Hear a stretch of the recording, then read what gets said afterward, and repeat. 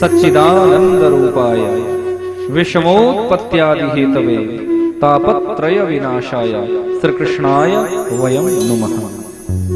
थोड़ा भाव को समझने का प्रयास करें। हम सभी अपने जीवन में कहते हैं सच्चिदानंद सच्चिदानंद, पर शायद कभी हमने जाना नहीं कि वो सच्चिदानंद है कौन। तो सत चित आनंद तीन शब्दों के मेल से सच्चिदानंद शब्द की व्युत्पत्ति होती है। सत का मतलब है जो अविनाशी है, सत का मतलब है जो पूर्व में भी था, वर्तमान में भी है और भविष्य में भी रहेगा। सत कभी नष्ट नहीं होता, सत्य कभी खंडित नहीं होता। वो परात्पर प्रभु सत स्वरूप है। दूसरी बात कही चित्त की। चित्त का मतलब होता है बुद्धि, चित्त का मतलब होता है मति, चित्त का मतलब होता है प्रकाश, चित्त का मतलब होता है देदीप्यमानता। वो चित्त स्वरूप परमात्मा करोड़ों सूर्यों का प्रकाश भी जिनकी आभा के सामने फीका लगने लगता है, ऐसे वो परात्पर प्रभु चित्त स्वरूप भी है। तीसरी बात कही है आनंद की। परमात्मा आनंद स्वरूप है, क्योंकि उनकी कथा में आनंद है, उनके कीर्तन में आनंद है, उनके दर्शन में आनंद है। आप भगवान का दीदार करेंगे, दर्शन करेंगे तो आनंद की अनुभूति होगी। आप उनका कीर्तन गाएंगे, आपको आनंद की अनुभूति होगी। आप उनकी कथा का रसास्वादन करेंगे, रसपान करेंगे, आपको आनंद की अनुभूति होगी। क्योंकि परमात्मा का नाम आनंद देने वाला है। इसीलिए तो गोस्वामी तुलसीदास जी ने रामचरित में लिखा कि जो आनंद सिंधु सुख राशि सी करते त्रैलोक सुपासी। जो आनंद सिंधु सुख राशि, जिनके नाम लेने मात्र से हम आनंद के सिंधु में गोता लगाने लग जाते हैं, जिनकी तथा सरिता में गोता लगाते हुए हम आनंद के सिंधु में डूब जाते हैं, ऐसे परमात्मा का नाम आनंद देने वाला है। वो आनंद की अनुभूति कराता है।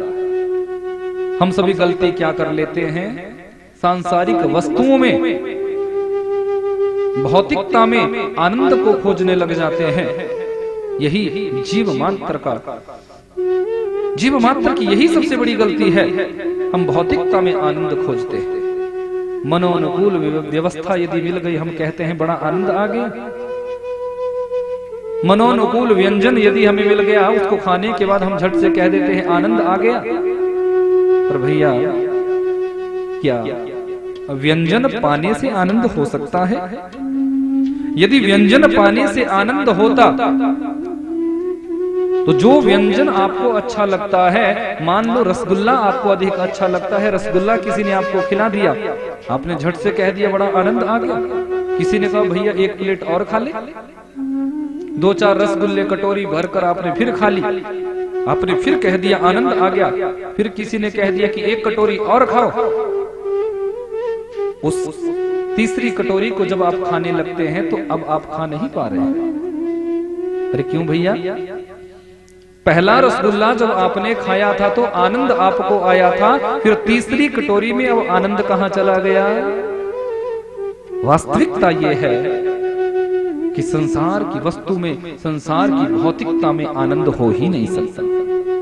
आनंद तो परमात्मा की कथा में है, आनंद तो परमात्मा के नाम में है। ये कथा आपने सैकड़ों बार पहले भी श्रवण की होगी, पहले भी इस कथा का आपने आनंद लिया होगा, लेकिन आपको कभी ऐसा नहीं लगता कि वही कथा है, अब बार बार क्यों सुने?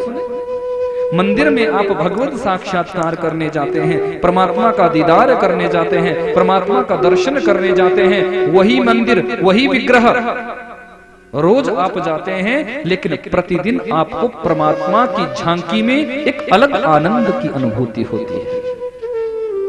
क्योंकि परमात्मा का दर्शन पूर्ण आनंद देने वाला है, परमात्मा का स्वरूप आनंद देने वाला है।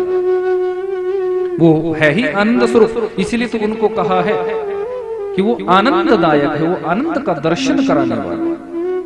उनका श्रृंगार अद्भुत है। मेरे गोविंद, मेरे बांके बिहारी, आप ब्रजमंडल में कभी जाइएगा, वृंदावन में कभी जाइएगा, वहां जब आप भगवान के सामने खड़े होंगे, बांके बिहारी जी का जब आप दीदार करेंगे, आपका मन नहीं होगा कि यहां से हटा जाए। आपको ऐसा लगेगा मान लो बस अब दर्शन करते जाएं, करते जाएं, करते, क्योंकि श्रृंगार ही अद्भुत है। वो जरी की पगड़ी धारण करते हैं, वो जरी की पगड़ी पहनते हैं, बड़ा सुंदर। आप यहाँ भी बाल रूप में दर्शन करिए, बाल रूप में भी मेरे ठाकुर जी कितने अद्भुत लग रहे हैं, कितने आकर्षक लग रहे हैं, कितने अलौकिक लग रहे हैं। आप देख सकते हैं कितना सुंदर स्वरूप है मेरे ठाकुर जी का। ऐसा मन करता है मान लो बस इनको देखते ही रहे, इनको देखते ही रहे। ऐसा सुंदर अलौकिक स्वरूप मेरे ठाकुर जी का। कि जरी की